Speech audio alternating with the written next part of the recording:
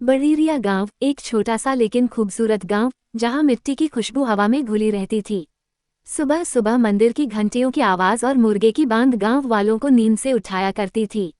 चारों ओर खेतों की हरियाली, आम के बाग और बीचों बीच एक बड़ा सा तालाब, यही बड़ीरिया की पहचान थी। लेकिन ये साल कुछ अलग था। फरवरी के बाद ही गर्मी ने अपने तेवर दिखाने शुरू कर दिए थे।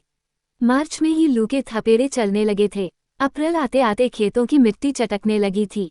अब मई का महीना था और सूरज जैसे आसमान से आग बरसा रहा था। सुबह 5 बजे से ही किरणें ऐसी चुभती जैसे धरती को झुलसा कर राख बना देंगी। किसान खेतों से लौटते हुए हौंफते थे, बैल थककर जमीन पर गिर जाते और कुएं का पानी नीचे से नीचे जाता जा रहा था। तालाब तो अब बस कीचड़ का गड्ढा रह गया था। गांव के बड़े बूढ़े कहते, ऐसी गर्मी तो हमने 50 साल में नहीं देखी। और सबसे ज्यादा असर पड़ा बच्चों पर। गांव के बच्चे मुन्ना, चंपा, गोलू और बबलू अब दिन भर घर के भीतर दुबके रहते थे। न कोई खेल, न शरारत, न आम चोरी, न तालाब की छलांग। एक दिन मुन्ना ने खिड़की से बाहर झांकते हुए कहा, क्या हम कभी फिर से खेल पाएंगे? मुन्ना का घर गांव के किनारे था। उसके पिछवाड़े एक पुराना नींबू का पेड़ था, झुका झुका सा मगर अब भी जिंदा। उसकी पत्तियां हल्की हरी थीं और उस पर कुछ पीले नींबू टिंगे हुए थे।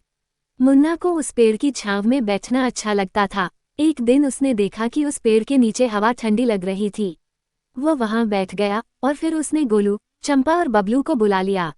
चारों वहां बैठे और सबने महसूस किया, यहाँ तो लू का असर कम है। उसी वक्त वहां से गुजरे रामदीन बाबा, गांव के सबसे बुजुर्ग और ज्ञानी व्यक्ति। उन्होंने हंसते हुए कहा, अरे बच्चों, ये नींबू का पेड़ ही तो था जिसने पिछली लू से गांव को बचाया था। इसकी जड़ें बहुत गहरी होती हैं। गर्मी में भी ये पेड़ हरा रहता है, छांव देता है और हवा को ठंडक पहुंचाता है। बच्चों की आंखें चमक उठीं। उस रात चारों बच्चों ने एक योजना बनाई। अगर एक पेड़ से इतनी राहत मिलती है तो क्यों न पूरे गांव में नींबू के पेड़ लगाए जाएं। अगली सुबह वे रामदीन बाबा के पास गए। बाबा ने उन्हें नींबू के बीज दिए और कहा, इन्हें मिट्टी में रोप दो, रोज पानी दो, धूप से बचाओ। ये तुम्हारे दोस्त बन जाएंगे।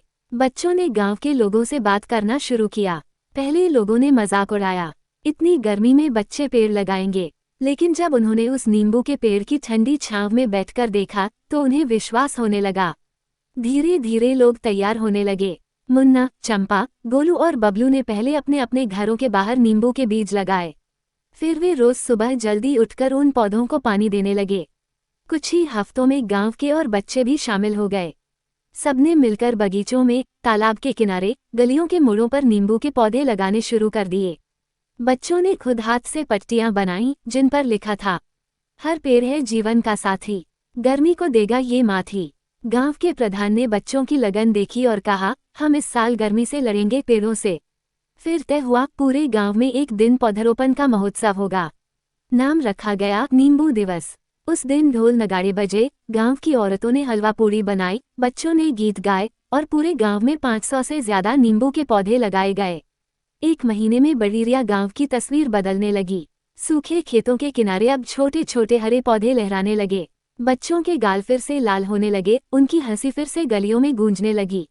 छोटे छोटे पौधे जब हवा में झूमते तो गांव के लोग भी मुस्कुरा उठते। बच्चों ने एक पोस्टर बनाया और पंचायत घर के बाहर टांग दिया, नींबू के पेड़ से सीखो, हर हालत में जीना सीखो। जून की एक दोपहर थी। सूरज अपने पूरे गुस्से में था। लोग घरों में बंद थे। लेकिन तभी एक ठंडी हवा चली, फिर एक बूंद गिरी और फिर एक के बाद एक मूसलधार बारिश। पूरा गांव बारिश में भीगता हुआ दौड़ा।